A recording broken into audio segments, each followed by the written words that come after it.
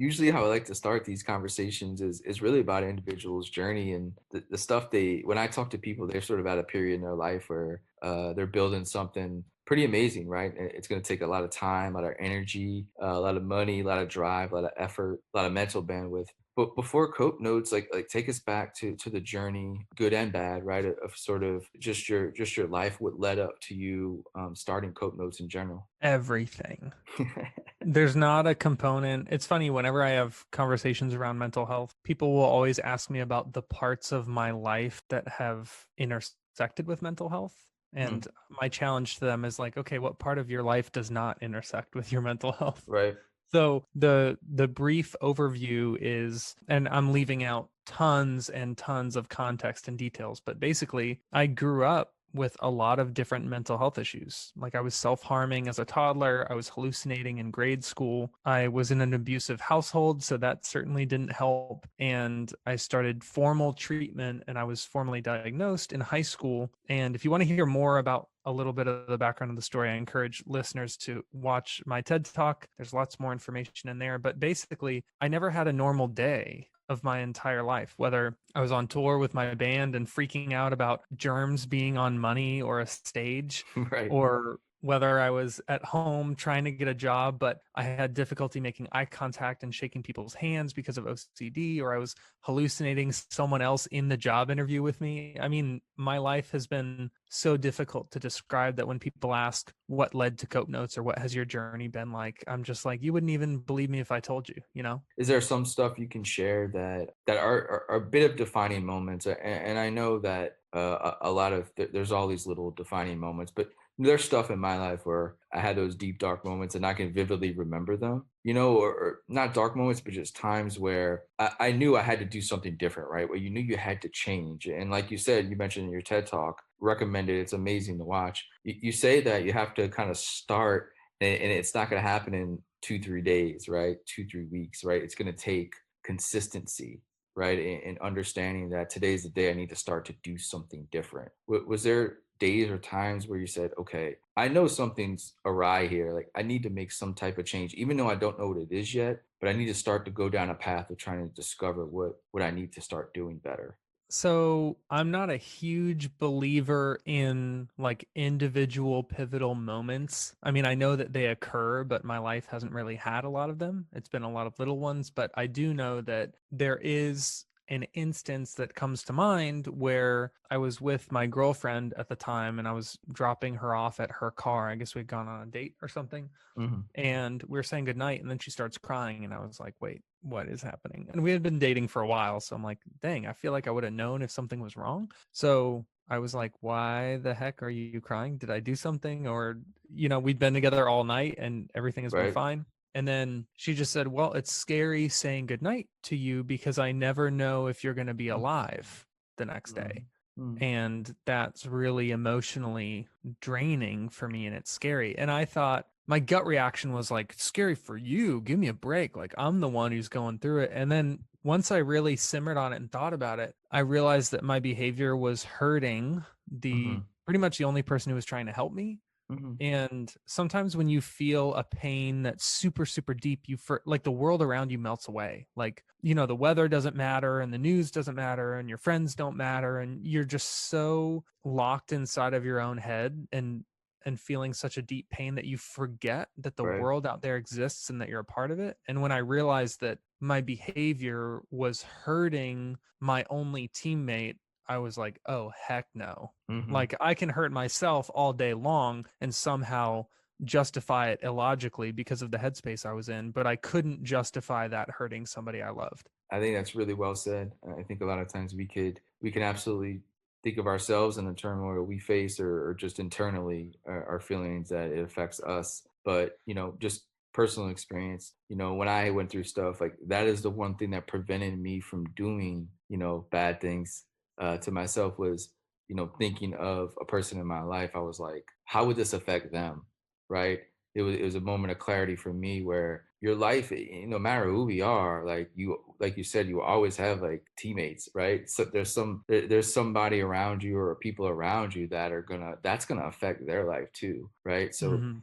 understanding maybe like the selfishness in that is really weird, right? Like you kind of don't think of it that way. It can be a bit selfish to think that you're the only one, in pain a little bit sometimes, right? I mean, everybody sort of deals with something, but like she mentioned like that affects her. Like think about it. That's crazy, man. That's the first time she told you that. Like how many times did she not express that to you where she went to Hmm. bed feeling that way? Anyway, you mentioned the sort of music side of things, right? And I think I want to touch on that a little bit because I think music is sort of this individual therapy that can happen, right? And I just wanted to understand maybe your relationship with music and maybe how has that affected perhaps your mental health throughout the years? Music was my only friend Yeah. for a long time. So I had, like I said, I had behavior issues my entire life. And when I had a really bad temper, Mhm.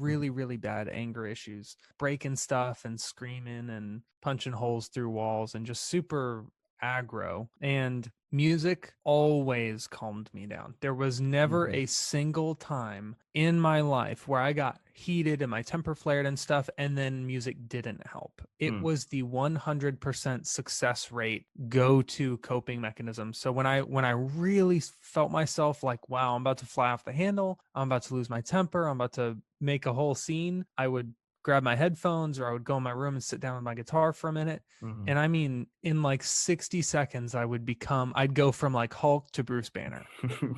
And I can't explain how transformative that has been for me and what really means a lot to me about music and why I was so dedicated and still am very dedicated to creating music for other people to enjoy and experience is music has always been there for me, always. If I'm going through something at 3 a.m. or Mhm. on a holiday, or I'm going through something 43 days in a row consecutively, music is never like, "Ugh, leave me alone, dude," or like, "You already listened to the song, pick a different song," or like, "Can't you just cope with it on your own?" Like, music has been constantly available and supportive. And my hope in creating Cope Notes was to create something like that. But even before Cope Notes, my goal through music was like, how do I make a song that can be there for somebody in all of the ways that music has been there for me? Do you find there's a difference between listening and writing? Do you think there's a certain or does it all feel the same? Like the same feeling is listening,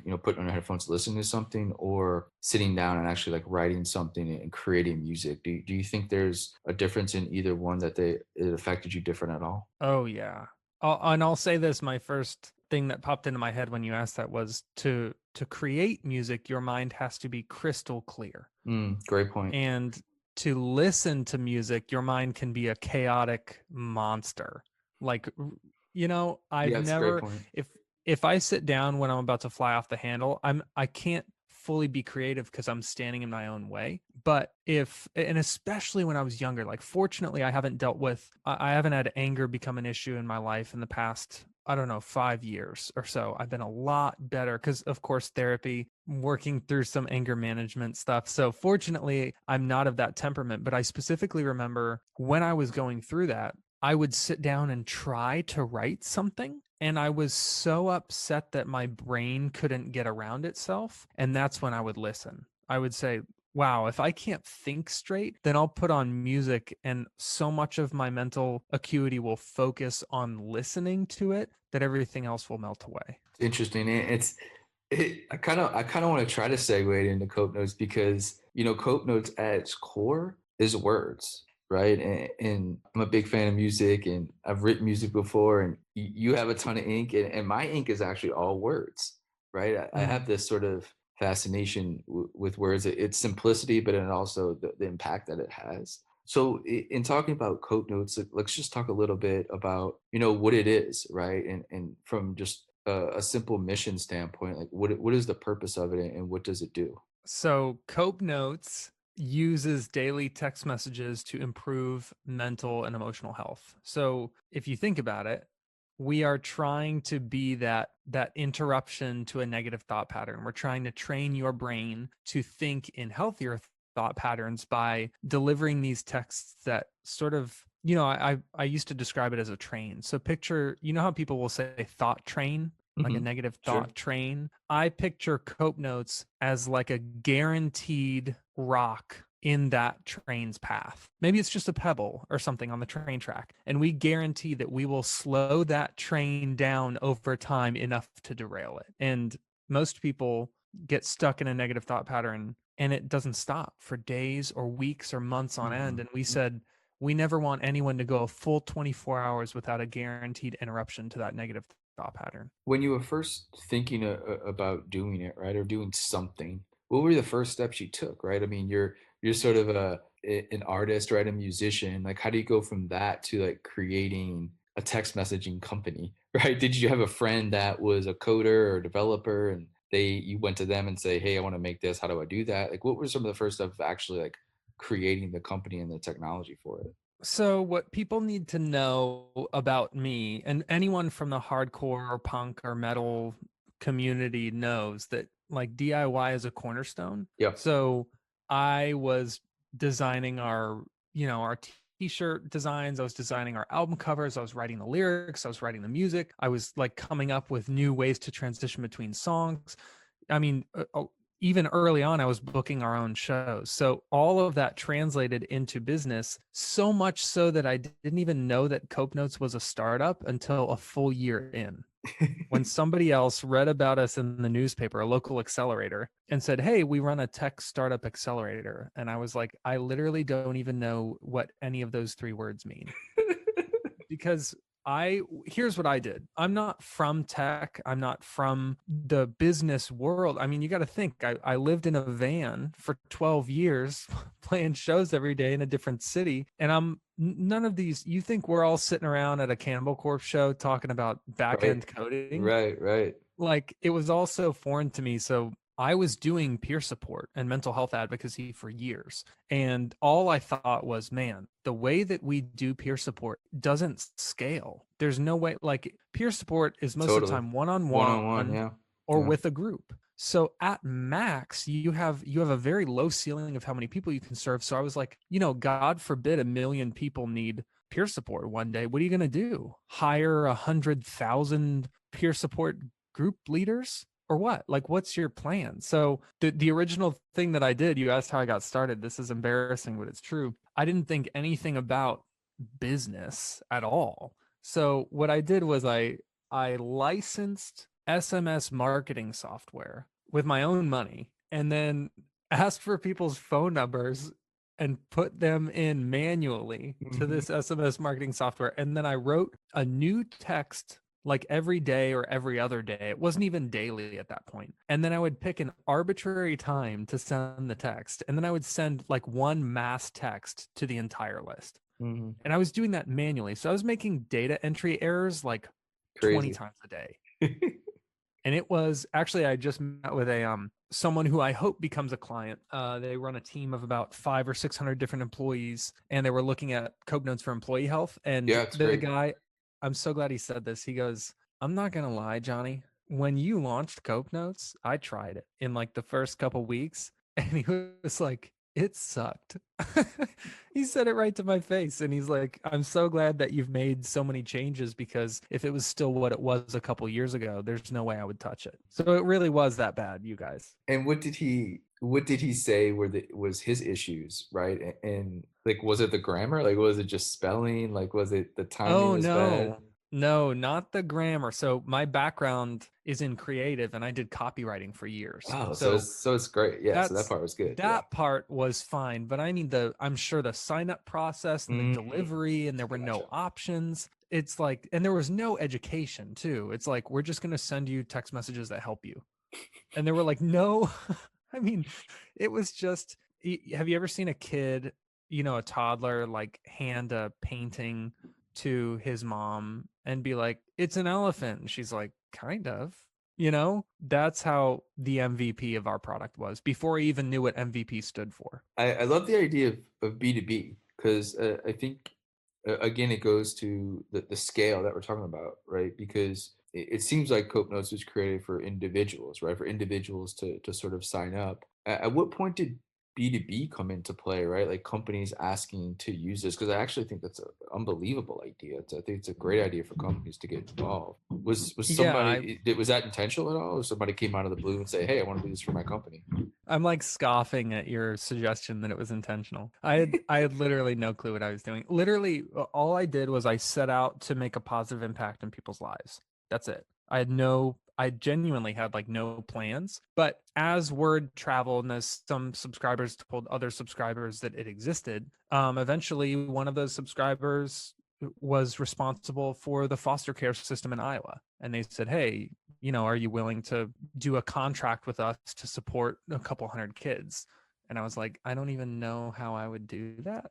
And then a couple days later, I got a request from a treatment center here in Florida. And they said, hey, we want to build this into our alumni program. So as people graduate out of treatment and they're in recovery, they can receive these texts as like an aftercare effort. And I was like, okay, well, I don't even know how to do that. And then the real thing that made me kind of switch gears, and actually this is why I quit my job to pursue Cope Notes full time. One of the people who tried Cope Notes originally in the first, like 6 months was this woman who was the head of the social and emotional learning department, I guess, of the Dallas school district, which is like, I think Hmm. it's the largest school Yeah, it's district got to be huge. in the country or second largest or something. It's like 157,000 kids. And she was like, hey, would you consider contracting with a school district? And I said, well, I mean, that'd be great, but you're talking, at cost, you're talking the school district paying like 13 million bucks a year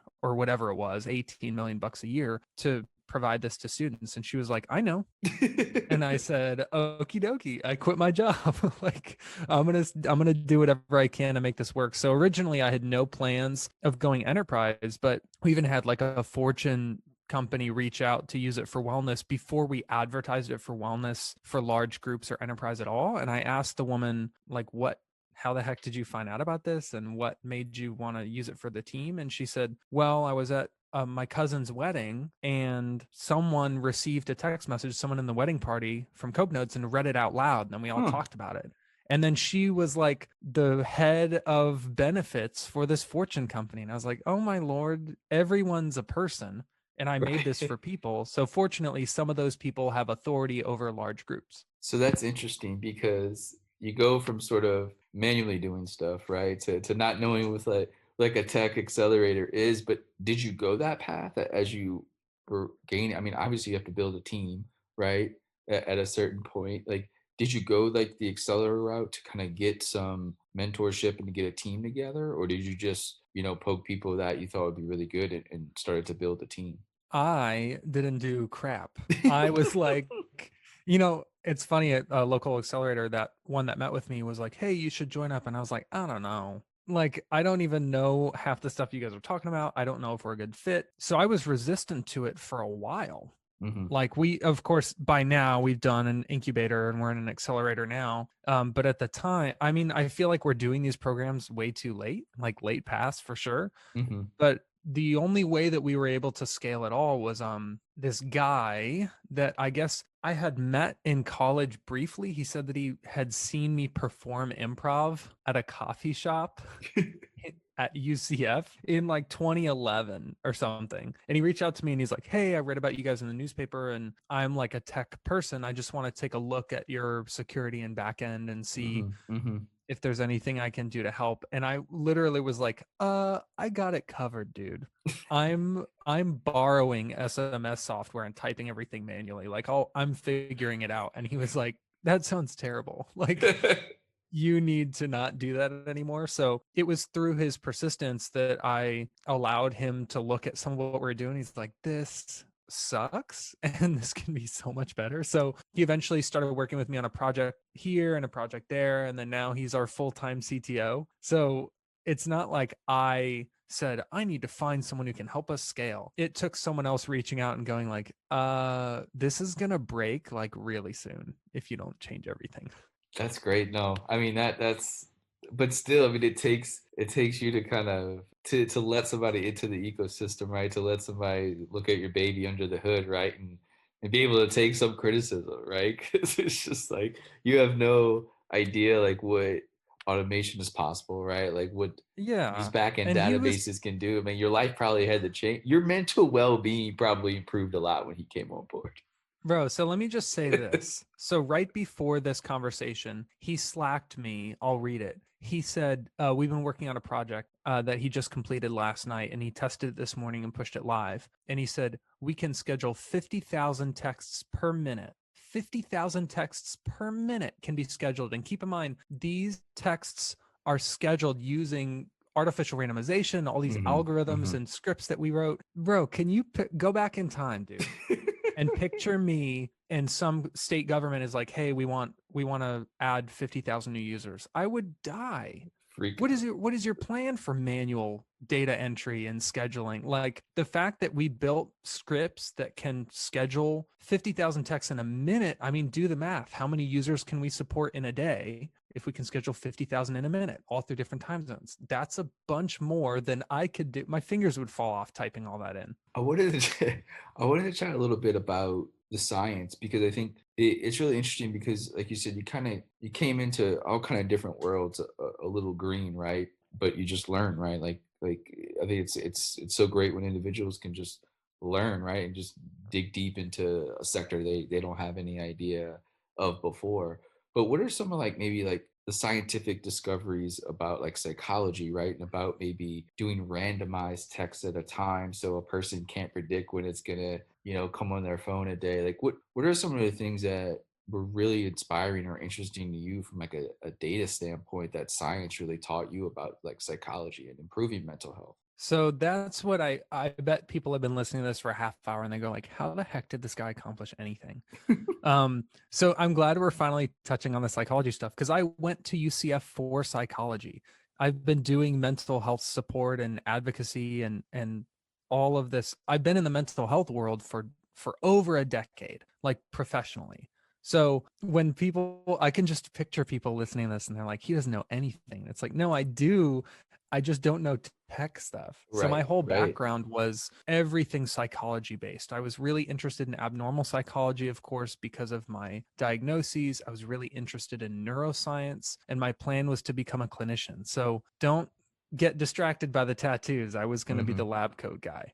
Um, and the components of cope notes that exist today in terms of strategy, like our approach to mental health, is kind of rooted in a few things. So, on one hand, we do health education. So, we are like normalizing help seeking behaviors, we are reducing stigma, and we are preventing crises. We are intervening. This is an interventional and preventative Mm, resource. So, a lot of it is thinking about like how do we arm the person with all of the tools they will need to face days that are great and days that suck. But the other half of it is the neuroscience that you're talking about. And dude, you would be shocked how much amazing information there is about the brain that we don't talk about regularly. Like habituation is something that we experience constantly. We never talk mhm, about it. So habituation is where, and you know this because you watch the TED Talk, mhm, it's where your brain tunes something out because it figures that it's not important. It thinks, well, I already processed this information, so I don't have to relay it to your conscious mind. I can just kind of kick it to the side. mhm, So if we, anyone who has set an alarm for like 2 p.m. every day that says be grateful, after a couple of days, you start ignoring that alarm, not on purpose, but because your brain succumbed to habituation. And we use artificial randomization to send texts at random times, and no two people ever get the same text at the same time. So it's completely randomized and differentiated and unique from user to user. And the way that we built this strategy wise was rooted in the psychological principles that we understand about how the brain works. So I might not have done the tech side of things, like coding stuff and making it work that way, mhm. but I was the person who sat down in a meeting with a tech person and said, well, here's what the brain does. How do Right. we fight that? So when you talk about like actually, I think go back to your, it's kind of weird. You have like this deep background in psychology, but also the copywriting part. It kind of both blended into this Cope Notes gem that you have created. But guess the messages I kind of want to talk about and like how do those get created, right? Like, is it scientist? Is it you? Is it, algorithms telling like putting words together? Like how does this, mass amount of word production and get even produced. Well, if it were algorithms putting words together, I guarantee they would not be helpful messages. Um, I'm really big on just not sacrificing the human element of mental health. Like, if we were selling socks or cupcakes or something, I wouldn't Right. really care if a robot was handling it. But because it's something as personal and complex as mental health, we took a very pointed approach to content, which is basically this: every text is written by a peer with lived experience. So, if you guys are familiar with peer support, or even AA is a peer support Hmm. based model. So, all of the texts are written by people who have lived through it: hardship, loss, illness, trauma, whatever it is. They are writing from personal experience. And then, because we didn't want to leave the folks with degrees on their wall out of the picture, we have a clinical oversight panel. And these are the folks that review these texts to make sure that they are based on proven psychological principles, they will elicit the desired response, and that they are, trauma informed and inclusive of diversity. So a lot of mental health resources that I've used in the past that I wasn't happy with were had a clinical base and then peer oversight. And we were like, screw that. We want to flip it so that it feels human and there's Mm-hmm. empathy baked into everything we do.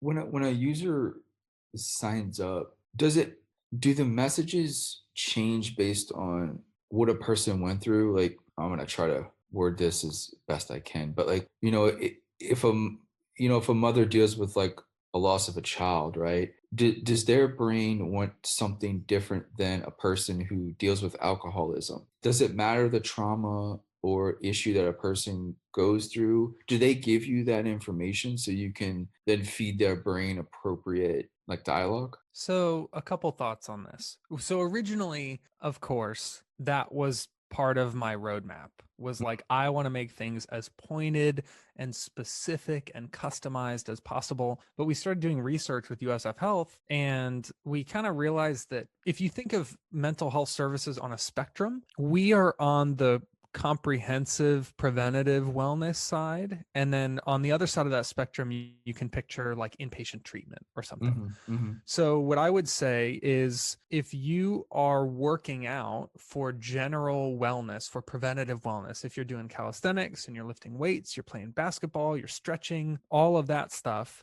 you are on the preventative general wellness side where we are. If you, like when I broke my elbow, I had to go to a physical therapist, and I literally would sit with her for an hour and she would just help me bend my arm back and forth. That's mhm, it, just focusing on my elbow. So that is the other end of the spectrum. That's treatment. So much like bending your elbow back and forth isn't good for general wellness, obviously I couldn't lift weights with a broken elbow on the treatment end. So Cope Notes' focus is, how do we draft content that is applicable across demographic? mhm. Because the whole reason why we even had to take this into consideration is adoption. So I know that if I were going to sign up for a mental health resource and then a freaking questionnaire populates and it's like, what have you been through? And Right, right. how, asking me all this information, to be like, screw this. Mhm, So what mhm, we decided to do was make the onboarding process for an individual as painless as possible, and then draft the type of content that their brain could stretch to fit their own personal experience. Because you got to think about this. Imagine if I have an iron deficiency and I go, well, I don't need to drink water, I just need iron. And it's like, no, dude, you definitely still need water. Cope Notes is that water. So we are not going to be the perfect specialized, if you need treatment, go get treatment. sure. Cope Notes can be a great supplement to someone in treatment, but we have tons of people living without a mental health diagnosis who also use Cope Notes, because everyone needs to drink water. The one thing in the TED Talk that I thought was really interesting was sort of your experience with trying to have other people improve you, right? Like, I'm gonna read this book and that's gonna change my life, right? Or listen to this podcast or audio book or go to this therapist or whatever it may be. You kind of said that, well, it kind of starts with you, right? Like, nobody else is going to sort of change your life from an outside point of view. And I guess I want to say that into like the future of whether it's peer to peer, whether it's just innovation within the mental health space in general. I guess throughout your history of being in this world, what what have you seen that maybe doesn't work, and maybe that you would steer people away from, right? Just to say you don't need to say mistakes that I made, going through a path of recovery, or just a path of trying to get well mentally. Is there things you would tell people not to do, and then tell people maybe what to do that is more beneficial? I'm trying to be careful about my response here because imagine if someone is like, what should I eat and what shouldn't I eat? And I'm like, well, mushrooms are disgusting. So don't eat mushrooms. It's like Right, clearly an opinion, right? right, right, right, right. So I'm trying to make my answer a little less about the individual approach and more about how it feels to engage with that approach. So two things come to mind. The first thing is if you're trying something and hoping that it helps you, and 3 weeks in, it's not making a difference, don't stop yet. Mhm. Like my window is 3 months. I give something 90 days to see if it will make a positive impact on my life. Because sometimes 3 weeks ain't, I mean, how much Yeah, progress are you really going to see in 3 weeks of going to the gym? yeah. Like you have to stick, you can't quit that early. Of course, you're not seeing any immediate differences because this stuff takes a while. So I would say don't quit too soon, but also say this, don't stick with something, let's say you're 9 months into going to the gym, hypothetically, metaphorically, you Sure. spend 9 months in a gym and you're not seeing progress. Hey, dude, you're freaking working out wrong Yeah. or you're eating wrong or so, like obviously there's a problem. So I think it has less to do with your individual approach and more about your mentality. If Mm, you only do something for a little bit and you don't see progress, stick with it for longer. But if you've been with something for a while and you feel like you're supposed to keep doing it because that's something you've traditionally associated with getting healthier, if it doesn't work for you, it doesn't work for you. Like you can't force something to fill that gap. So just keep an eye on the timeline, like how much is too little time that you've tried something and how much time is too long. But at the same time, as long as you stay on the right side of whose responsibility your progress is, I genuinely believe that you will progress. As long as you know that, the gym is a place. It's not going to do anything for you. It's a location. It's like mm, objective. right. It is what you choose to do inside of that gym that makes a difference. So don't think that the gym is going to fix you. It's you. You are doing the hard work. So you can try the gym or you try taekwondo or you try tennis, mix it up. And obviously, I'm using physical health here as an analogy, but just understand that you can't say tennis saved my life. No, it didn't. Like I'm tempted to say music saved my life Mhm. because I feel weird about taking credit for my own progress. I want to pawn it off, but that's because I always wanted my own health to be someone else's responsibility. This next question I'm gonna try to ask delicately because I don't want it to come off like just wrong, like the way I don't want it to come off. But I'm always interested when people like when people really are creating something that really affects people's lives, right? Are really gonna change the trajectory of society, right? I always wonder is that one let me say I'm glad you made this a business, right? But was there ever a thought of doing Coke Notes as a nonprofit? Because I think sometimes when people are creating something that will impact people's lives, they think it has to be sort of a nonprofit, right? That it can't be a business, that it can't make money and be sustainable.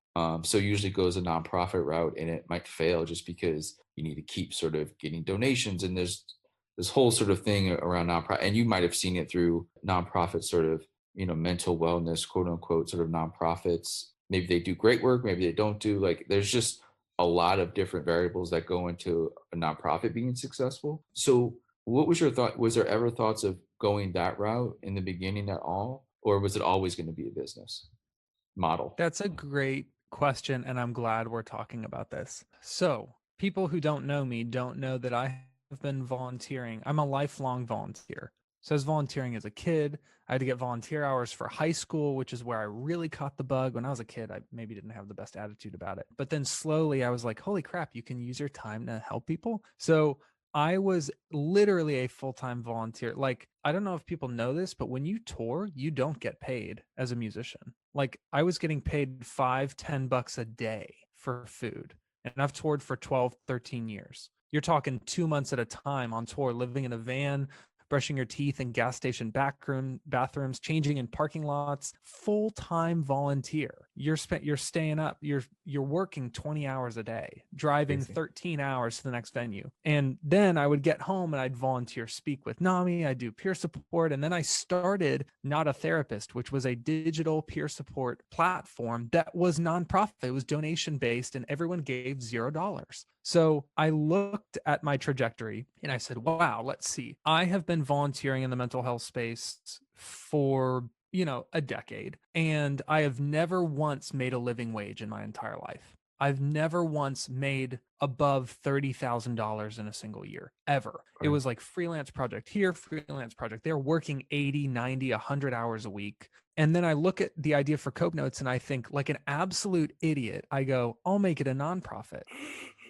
And so here's what I do, my friend. I meet with a nonprofit lawyer to start setting up Cope Notes as a nonprofit. And we start going through paperwork and talking about, well, you are going to need a board and you're going to have to submit minutes and the IRS needs this. Yep. And I was sort of explaining the idea. And because I had done so much volunteering on so many nonprofit boards, I was going around and asking a lot of the CEOs of nonprofits that I'd worked with, like, what's your experience and what do you think? And dude, every single person, keep in mind, I had already started the paperwork to Right. make Cope Notes a nonprofit. And every single nonprofit executive that I met with said, you should not make this a nonprofit. And I asked why, and they said, well, two primary reasons. Number one, if you are changing the content every day, if you're changing the delivery, if you're changing the strategy, do you realize how long it takes to make a strategic change in a nonprofit?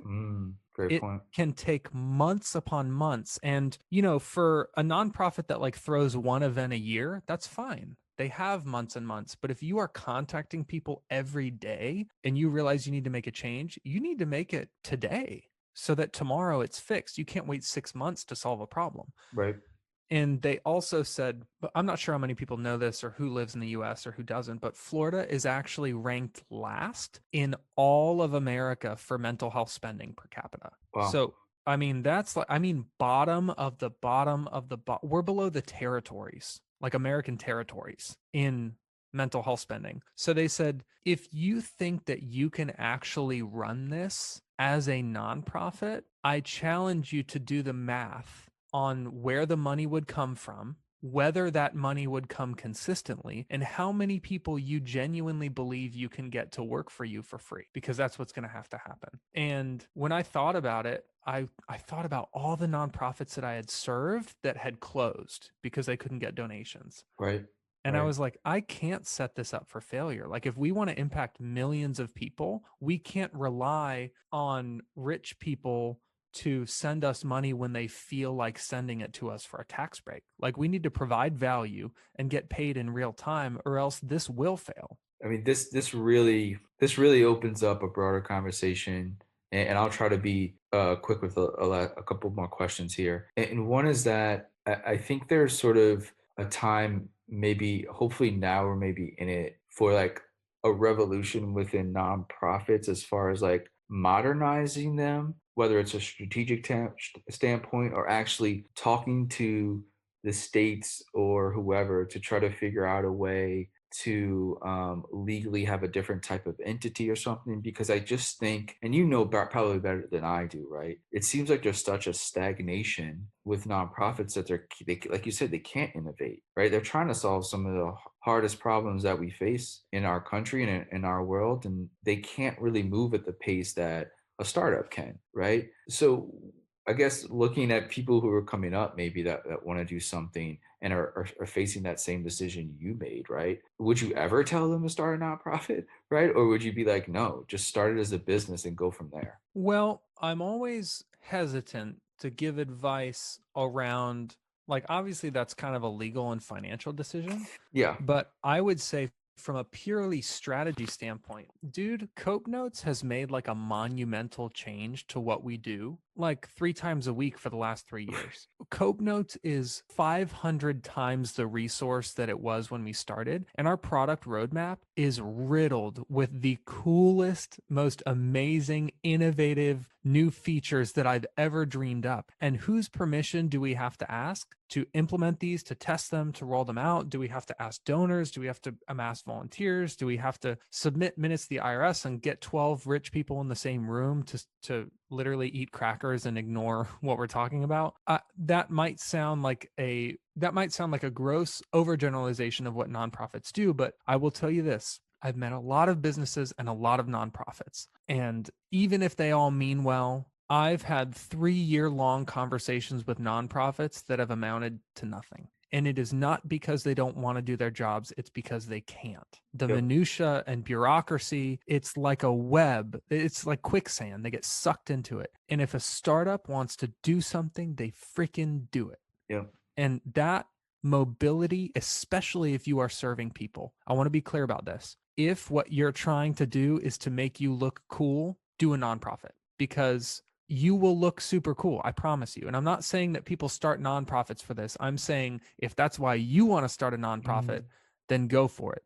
But if you want to be able to serve people as quickly and effectively and innovatively, if that's a word, as possible, I encourage you to rethink the nonprofit route because you need to be mobile if your work is affecting the lives of other people. I want to touch on one more thing you said I ask you the last question, but it would be going back to what you said about Florida and the allocation of money towards mental health and being the lowest in the United States. Have you had conversations at all with any government leaders, whether it be locally or statewide or even at a federal level, of just the idea that is a thing, right? That Florida is dead last, right? And not looking at this as, obviously we're seeing a physical pandemic, take over, the world right now, and we could physically see the issues that has, right? But mental health seems to be a pandemic across the country and across the world that, has riped families and people for decades now, yet the money is not invested in that, right? Like there is in sort of physical pandemics, but mental pandemics are just kind of shunned a little bit, right? As far as like allocation of capital and political will. Have you had any conversations, I guess, just within Florida about like taking this shit a bit more seriously? Dude, I'm picturing when the world was opened up still. Hmm. When we were on tour, sometimes I'd be at the merch table and like signing stuff for people and selling stuff. And if someone would come up and be like, "Hey, great show," and they're wearing like Chanel sunglasses and they have a Gucci bag and they're drinking like a $15 martini and they're like, "Yeah, you were the greatest band here." And I'm like, it'd be, if you want to listen to us at home, you should buy a CD. I mean, it's only $10. And they're like, "Oh, I don't have money for that." Mm, And I'm like, yeah. freaking what are you talking about? Like, look at you. Your drink costs more than the CD. And you came to a concert for music. Like, Hmm. and I would just be so perplexed. I feel like that's what the American government does. Mm. They're like, "Oh, we need more nukes, but we don't have money for water for Right. Flint, or we don't have money for foster Right. children or the homeless community, or we don't have water, we don't have money for veterans." It's like, what are you freaking talking Yeah. about? You don't have money. That's because of the way you spend it. So Hmm. Codenotes just started working with governments last year, and we are continuing that work into this year. And we're trying to not only leverage those opportunities to serve the community, but also leverage them as a talking point in the government realm to say, hey, what does it tell you that governments are contracting with a digital mental health provider and having to use their own money for it? It's because you didn't give them money for it. Like, we suffice it to say, I don't see myself going into politics, but I do see myself leveraging these relationships that we are building with governments to open up a broader national conversation about how we allocate resources and Hmm. how high of a priority mental health should be. It's such a great point. It's the thing that doesn't get talked about the most is how important the allocation of money is, right? Like you said, we have enough to solve a lot of really, really tough issues. The problem is our allocation of capital for the last 50 years has been just god awful in the amount of money wasted. Could you imagine if you had the right people, Yeah. right, and the right and go into the right ideas? Like it, I mean, a lot of the stuff would just be, almost wiped out. It would be solved. But I digress a little bit because I think we both made the points you wanted to make. The last question I have is sort of a little bit about the future and what success looks like to you, right? When you look maybe 3 years, 5 years down the line, what is success for you for Cope Notes, right? Is it hitting a certain number of people affected? Is it having a certain number of clients? Like what are success metrics, right, for you from like an impacting live standpoint? So on our website, if you scroll a little bit down the header, a little bit past that, like above the fold Yep. section, you will see three metrics. And that is how we measure success both internally and externally. So there's a number that shows how many texts we have exchanged with our users, which means how many individual times we have made an impact on somebody's life. And that's our true north. Right next to that is the number of countries reached. That's the number so we have users in that many countries around the world. So that's our geographical reach. And then the third is lives impacted. And that is the total number of people that have interacted with Cope Notes via text message. So right now, those numbers are, drum roll, please. Those numbers are 603,702 texts exchanged, 93 countries reached, and 16,505 lives impacted. All I want to do is see those numbers go up. That's it.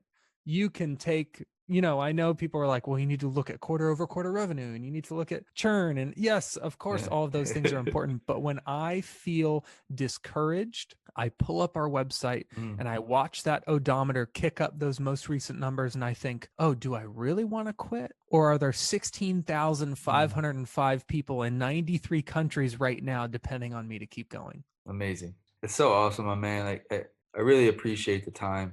I appreciate not quitting. I appreciate you learning along the way. I just appreciate all the effort that has gone in to build this and to continue to build this and continuing to spread the message as you do. So best of luck the rest of this year and